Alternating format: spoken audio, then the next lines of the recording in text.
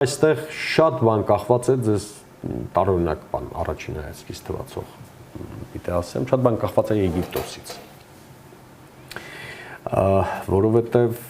Իրանի ռազմաքաղաքական ղեկավարությունը վերջերս շատ